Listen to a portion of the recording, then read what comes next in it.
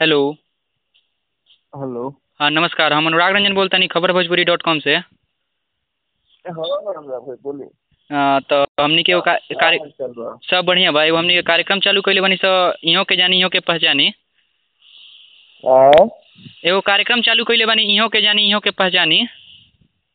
अच्छा अच्छा अच्छा। तो एमे हमनी के माने व्यक्तिगत साक्षात्कार टाइप के लेतानी स अच्छा अच्छा अच्छा अच्छा। भोजपुरी से जुड़ल कोनो भी माने एक्टिव आदमी बाटे जौन अच्छा कर रहल बा कोनो भी फील्ड में क्षेत्र में। तो हम्म। वो आदमी के हम टेलीफोनिक इंटरव्यू लेतानी, साक्षात्कार लेतानी। अच्छा अच्छा। ओकरा के ऑडियो फॉर्मेट में लेतानी या फिर ओकरा के वीडियो फॉर्मेट में कन्वर्ट करके हम्म। यूट्यूब चैनल पर लगा के प्लस ओकरा के का कहल जाला कि मतलब कि प्रिंट फॉर्मेट में वेबसाइट पर लगा के मतलब ओकरा के प्रचारित हाँ कइल हाँ। जाता।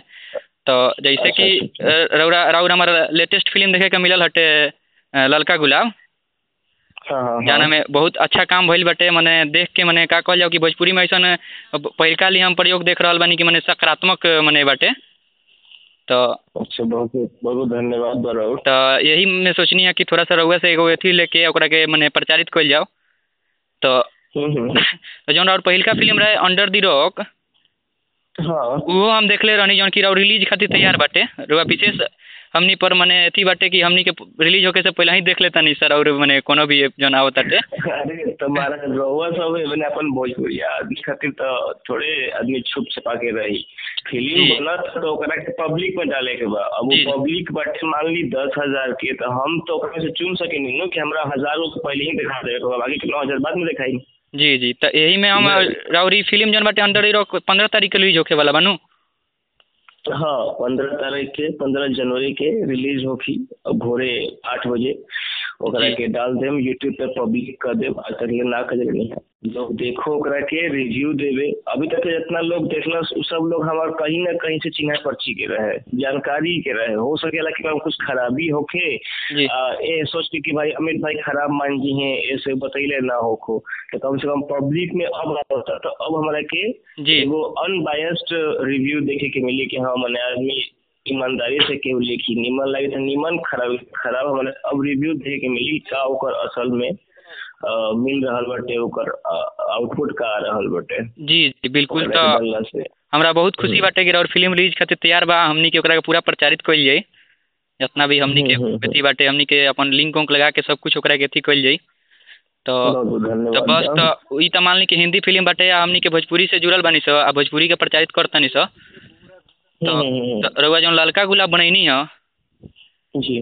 तो ये बनावे के पीछे तो मकसद हमनी के मान ली कि भोजपुरी में जौन अश्लीलता भदेपन फैलल बाटे ओकरा के दूर करे के बाटे। ई तो साफ तौर पर जाहिर होताटे। देखिए जी ओतन देखिए जी उ रउआ जाहिर रउआ लगातार रउआ लेखा बहुत लोग हुई हैं भोजपुरी के, बहुत लोग बड़े देखी अच्छा कइल चाहते हैं उन लोग के ये नजरिया होगी। जी लेकिन अगर हम ईमानदारी से बताई तो हमरा मन के अंदर जी ऐसा कभी नहीं है कि हम भोजपुरी के एकदम क्रांतिकारी नियन बदल दी बड़का एकदम चेंज लेके आ जाए। जी जी नहीं पॉसिबल कहीं कि एकरा के बिगड़े में नो एकरा के बिगाड़े में बहुत टाइम दिहल गई बा। 25-30 साल लगावल बा एकरा के बिगाड़े में, तो बनावू में लागी टाइम। जी जी। ठीक बा। तो हम बिल्कुल समझता नहीं कि मान ली कि एक दिन के काम नहीं चाहिए कि एकरा के सुधार के पूरा अथी में कर दिया। तो ई माने जी। ओ में एगो हमनी के कदम तो जरूर बाटे, ई तो हम कहब जरूर।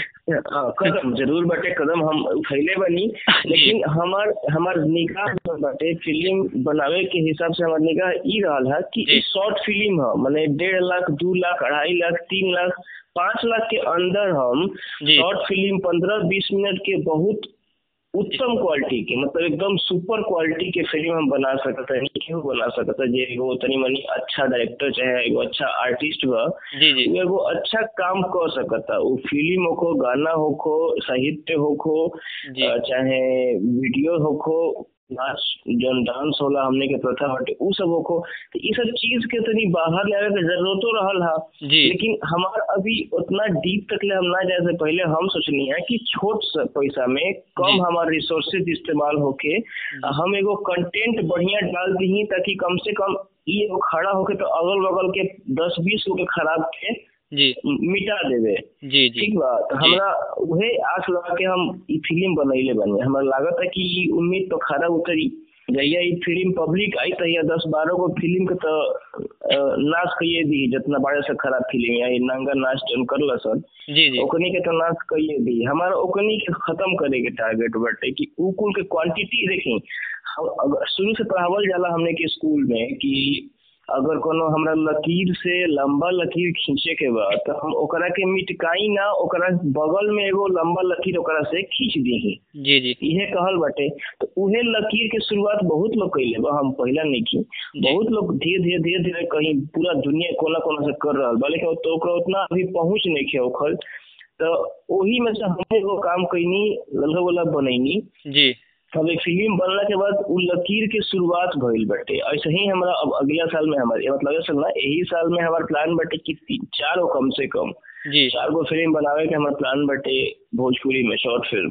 जी जी ई सब 1 लाख 1.5 लाख 2 लाख के अंदर बने वाली फिल्म बाई सन। तो ई लोग आगे आ सकता, जी एकरा खातिर आगे आ सकता। अब हम मांग ली है कि हमरा के 50 करोड़ 50 लाख रुपया 1 लाख रुपया केहू से हम बनावत है भोजपुरी के बढ़िया करतनी, काम बढ़िया बाटे, लेकिन 50 लाख वाली रिसोर्सेज कहवा से आई? जी जी केहू दी तो ओकरा खातिर रिस्क रही। 1-1.5 लाख में 3-4 आदमी मिल के बना सकेला। जी जी बिल्कुल बिल्कुल। जैसे कि अब ई फिल्म के मतलब उत्पत्ति कैसे होल रहे, अंडर द रॉक हम बनैनी अप्रैल में जी और वही घड़ी देखनी तो सबके देखत रहे। तो अश्विनी रुद्रा भैया बड़े न्यूयॉर्क में हाँ यहाँ के लिखले बनी फिल्म के स्क्रिप्ट। हाँ ये फिल्म के जो राइटर हैं वहाँ की फिल्म देखनी है। देखला के बाद वहाँ के लागल कि वहाँ के असल में न्यूयॉर्क फिल्म एकेडमी से स्क्रीन प्ले राइटिंग में कोर्स कैले हैं। जी जी प्रोफेशनल स्क्रीन प्ले राइटर हैं वहाँ के एगो दूगो नॉवेल बुक छपे बड़ी बड़ी से बहुत काम करे नहीं, वहाँ बहुत पढ़बो करे नहीं। उनकर बहुत मतलब लिखे में वहाँ के बहुत इंटरेस्ट है, बहुत कुछ लिखले बनी। जी जी सब अभी छपतो बड़ी सन। तो वहाँ के देखनी फिल्म तो कहनी हमरा से कि अमित भाई हम चाहते नहीं कि वो कहानी बा और वो ओकरा के डायरेक्ट करी। जी जी तो हम कहने की बढ़िया, हम तो तैयार बनी जी कर। तो कहले कि हम कहानी भेजते हुआ के वो पढ़ी। तो हम पढ़नी कहानियां भेजनी वहाँ के। तो कहानी लिखल रहे जी पटना शहर के लेके एगो बहुत जबरदस्त कहानी लिखल रहे। जी जी हम पढ़नी तो हम कहनी कि बाप रे, तो कहानी भोजपुरी में बनल तो एक मतलब कि मतलब लोग बहुत कनेक्ट करी, कहे कि कहानी में इतना ना मरम बटे, अपन एकदम हर घर के कहानी लगेला। जी जी तो हम जब देखनी तो कहनी कि फिल्म भैया बने के चाहिए, हम बनाई। जी तो ऐसे ही फिर बात शुरू हमनी कहीं शुरू पटना में शूटिंग करेगा। तो हम लगनी जुगाड़ लगा पटना शहर में कौन घर ले आई, कौना घाट पर ओने कवर बाटे नु पटना घाट ओने कवर सब शूटिंग करे के जुगाड़ बचावे लगनी। 10-12 दिन बीतल। फिर हमारा मन में आया अचानक जी कि एकरा के गाँव शूट कइल जाओ, जी गांव में रखल जाओ। तो हम फिर एक बारे में पूछनी अश्विनी भैया से, आशुतोष सर से की कंपोजर हवे फिल्म के। जी जी तो आशुतोष सर से पूछनी, अन्वेष सर से पूछनी। तो दोनों आदमी के सहमति भेटाई कि हाँ भोजपुरी में अथी गाँव में कई ठीक रही।